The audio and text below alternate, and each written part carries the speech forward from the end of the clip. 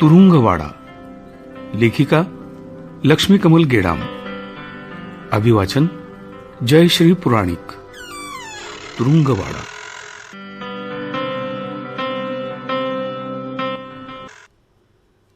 रखमा, मला गावाहून येऊन जवळजवळ 1 तास होतोय, परंतु धोंडू अजून दिसला नाही ग. म्हणजे गेलाय तरी कुठे?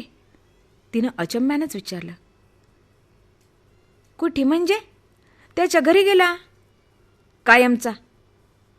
म्हणजे म्हणजे हेच का त्यानं नोकरी सोडली? आणि जिथसा माणसाच्या करणीची कदर नाही तिथसा राहून तरी काय फायदा? तुम्ही गेल्यावर 5-6 रोजानच तो गेला. तो गेल्यावर आबाजीची काळजी घ्याले कोणी तर पाहते होतं, म्हणून मी थांबले होती.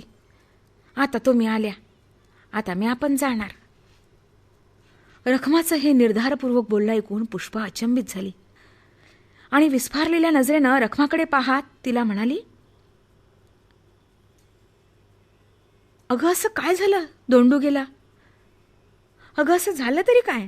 धोंडू गेला आणि आता तूही जाते म्हणतेस? काय झालं नाही ते विचारा. नाचुकल्या इस्त्रीच्या कपड्यासाठी धोंडीच्या अंगावर दादासाहेबांना हात घातला. लहानपणापासून धोंडूनं दादासाहेबाले अंगा खांद्यावर खेळलं होतं. लहानपणापासूनच त्यानं त्याची जिद पुरी केली होती, करतच होता अजून बी. त्याच्याकडून झालं ते मोहराही करणारच होता. पण अगं पण काय? बोल ना पुढे आता. नक्की काय घडलं हे जाणून घेण्याकरता उतावीळपणे पुष्पानं तिला विचारलं. पण त्यानं कपड्याची इस्त्री कवाच नव्हती केली. त्या रोजी त्याले म्हणे कपड्याची इस्त्री करून दे. त्यानं सांगितलं मला नाही करता येत म्हणून. तर दादासाहेबानं त्याच्या अंगावर हात घातला. काम तुले करता येत नाही तर वाड्यात तो हा फायदाच काय म्हणे. वरतून त्याचे कपडे फेकून दिले. अशी काय दुनिया ओस पडली का त्याचे हात तुटलेत? त्याचे म्हणा का माहे म्हणा, आम्ही परिस्थितीने गरीब झालो म्हणून काय बेइज्जतीची वागणूक सहन करावं काय? मग थोडं लढला निघून गेला. अजून त्यानं आपल्या देवघ्यावीचा ही सोपटी सवय नाही केला. आता तर महाई मन नाही रमती तसा. तुम्ही राग मानू नका, पण भाईजी तुम्ही म्हणान तर मी तुम्हाला तुमच्या हिताची एक गोष्ट सांगतो. सांग ना रखमा, सांग. अगं त्यात राग कसला मानायचा? आजवर नाही का मी तू सांगितलेलं ऐकलं? अजवरची गोष्ट न्यारी होती, पण आजची गोष्ट न्यारी आहे. गरीब माणसाईनं मोठ्या माणसाईले विचार करूनच सल्ला दिला पाहिजे. गरीब माणसाईनं मोठ्या माणसाईले विचार करूनच सल्ला दिला पाहिजे, असं महामत आहे. कोण गरीब कोण श्रीमंत? अगं स्पष्ट सांग ना. अगं मला समजेल असं बोल. कधी नव्हे तेवढी केविरवाणीपणे पुष्पा रखमाला म्हणाली. बाईजी, दादासाहेबाचं वाड्यात अजिबात लक्ष नाही. हो तिथे सामायनावर जप्ती आली. जे काय उरलं सुरलं होतं ते एक एक करून दादासाहेब विकतेत. आता तर तुमच्यावरच नोकरीची पाळी आली, म्हणून आता आमच्यासारख्या गडी माणसाची वाड्यात गरज नाही उरली. हे आता आम्हाला समजायला पाहिजे होतं. पण आम्ही खाल्ल्या भुल्ल्या भाकरी आणि राहिलो इतके दिवस. म्हणूनच दादासाहेबानं पद्धतशीर आम्हाला आमची जागा दाखवली. नाही तर त्याले काय माहीत नाही धोंडूले कपड्याची इस्त्री करता येत नाही म्हणून. मी पडली बाई माणूस, नाही तर मला त्याईनीच तशीच समज दिली असती. म्हणतात ना पुढच्याचे ठेस आणि मागचा शायना, तसं मी आता शानपण घेतलेलं बरं. रखमाच्या शब्दानं पुष्पाला पुन्हा आपल्या परिस्थितीची जाणीव झाली. आभाळात दाटून आलेले काळे ढग अवकाळी पावसानं एकाकी बरसावे तसे रखमाच्या तोंडून शब्द बाहेर पडले होते. रखमाचा प्रत्येक शब्द कटू असला तरी सत्यही होता. इतक्या वर्षांची रखमाची सोबत एकाएकी सुटणार, आपण वाड्यात एकटे पडणार या कल्पनेनंच पुष्पाच्या अंगातील उरलं सुरलं बळही निघून गेल्यासारखं वाटलं. नाही म्हणायला आज 7 वर्षांची तिची सोबत पुष्पाला मिळाली होती. रखमा निरक्षर असली तरी अडाणी नव्हती, साधी असली तरी भोळी नव्हती. तिच्या गरजा थोड्या असल्या तरी ती पूर्णपणे समाधानी होती. तिचा राग खरा होता, तिचं प्रेमही खरंच असायचं. त्यात दिखाऊपणा नव्हताच, त्यात ढोंग नसायचं. विशेष म्हणजे जे ती बोलायची ते केल्याशिवाय ती राहत नसे. तसे करताना पाठचे, पोटचे, शेजारी, आपला, परका हा भेदही ती ठेवत नसे. तिचा घेतलेला निर्णय अंतिम आणि ठाम असायचा. त्यामुळंच पुष्पाचं आणि तिचं मन जुळलं होतं. ती तिला नोकर कमी आणि आपली हितचिंतकच जास्त समजत होती. त्यामुळेच परिस्थिती बदलली तरी तिलाही कामावरून कमी करावं हे तिच्या मनाला पटत नव्हतं. तिला कामावरून कमी करणं नव्हे, तर वाड्यातील एक सदस्यच बळजोरीनं कमी करणं असा तो प्रकार राहील असं तिला वाटायचं. तिलाच काय, पण धोंडूनही वाड्यातून कमी व्हावं, काम सोडून जावं असं तिला कधीही वाटत नव्हतं. योगायोगानं म्हणा किंवा अपघातानं म्हणा, जे झालं त्याला तिचा नाईलाज होता.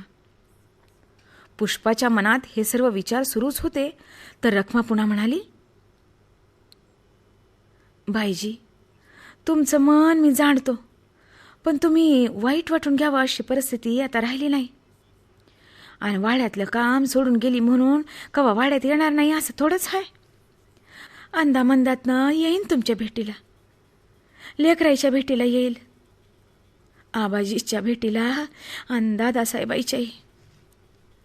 शेवटचं वाक्य उच्चारताना रखमाला अतिशय दुःख होते हे तिच्या रडवेल्या चेहऱ्यावरून स्पष्टपणे दिसत होतं. खरं तर पुष्पालाही केव्हाच समजलं होतं की रखमाला काम सोड म्हणाले तर तिचीही हीच अवस्था होणार हे तिला माहीत होतं.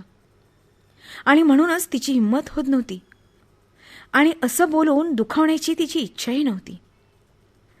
आज समजूतदारपणे रखमानंच तो निर्णय घेतला. धोंडूही गेला. रखमाही जाणार म्हणून पुष्पा मनातून चरकलीच. ऐन मध्यरात्र. बाहेर अंगणात टिपूर सांदण पडलं होतं. मंद मंद वारा वाहत होता. त्याचे झोत दिवाणखाण्याच्या खिडकीतून आत येत होते. तरीही आबाजी दिवाणखाण्यातून अंगणात आले. अंगणात एरझऱ्या घालू लागले. पूर्वी कित्येकदा अशा मध्यरात्रीच्या श्रीमंत वातावरणाचा त्यांनी स्वच्छंदपणे आनंद लुटला होता. अलीकडे मात्र या गोष्टीला ते विसरलेच होते. कित्येक दिवसांनी आज या वातावरणात त्यांना फिरण्याचा मोह झाला खरा, परंतु आजचं कारण वेगळं होतं. मनातील काही विचारांमुळे त्यांना झोप येत नव्हती. उद्या नरखेडला जाऊन रामभाऊ देशमुख यांची भेट घ्यायची होती. पुष्पाच्या नोकरीसंदर्भात त्यांच्याशी त्यांना बोलायचं होतं. मित्र झाला म्हणून काय, नोकरीची गोष्ट होती.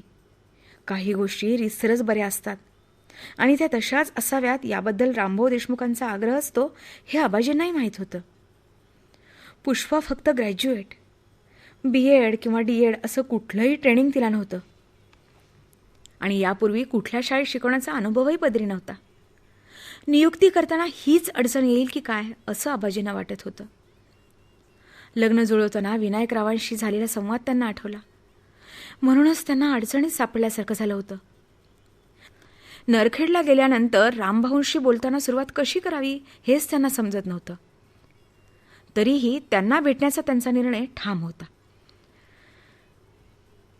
दुसऱ्या दिवशी सकाळी 10ची वेळ.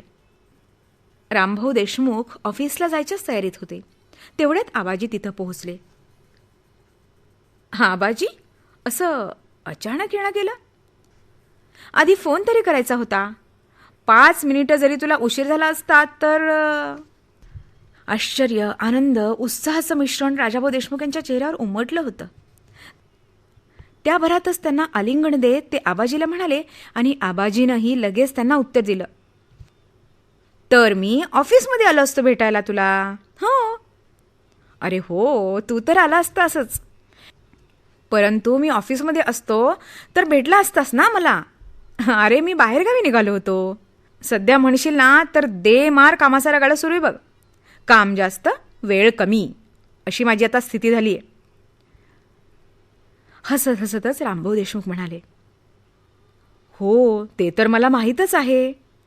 काल मी तुझ्या शाळेत निघालेल्या जागेची जाहिरात वाचली आणि आज प्रत्यक्ष आलोय. वाटलं फोन वगैरे करण्यापेक्षा तुझी प्रत्यक्षच भेट घ्यावी. तुला माझ्याकडील परिस्थिती तर माहीत आहेच. पुष्पाची इथं नियुक्ती झाली तर सोन्याहून पिवळं होईल. आबाजी न संकोचता मनातील बोलले. अरे पण इथं तर मॅनेजमेंट घेईल तोच निर्णय अंतिम असतो. रामभाऊ, मॅनेजमेंट आणि इतरांचं मला नको सांगू तू. मला पूर्ण कल्पना आहे. या संस्थेत वन मॅन शो आहे आणि तू म्हणशील तेच पूर्व दिशा अशी इथली स्थिती आहे. हां, मी समजलो. इथं डोनेशन घेतल्याविना जमत नाही आणि तू विचार केला की मी ते देऊ शकणार नाही. या भीतीने तो टाळतोयस का मला? कदाचित आपली मैत्री इथं आडेल असा तू विचार करतोयस का? निर्भीडपणे आबाजी बोलले. आबाजी, आबाजी, आता तरी बस कर. खूप झालं बोलून. मॅनेजमेंट निर्णय घ्यायचा तो घेईलच. तू तिचे सर्व कागदपत्र घेऊन ये. सोबत तिलाही आण. करू काहीतरी तडजोड. तुरुंगवाडा. लेखिका लक्ष्मी कमल गेडाम. अभिवाचन जयश्री पुराणिक. तुरुंगवाडा.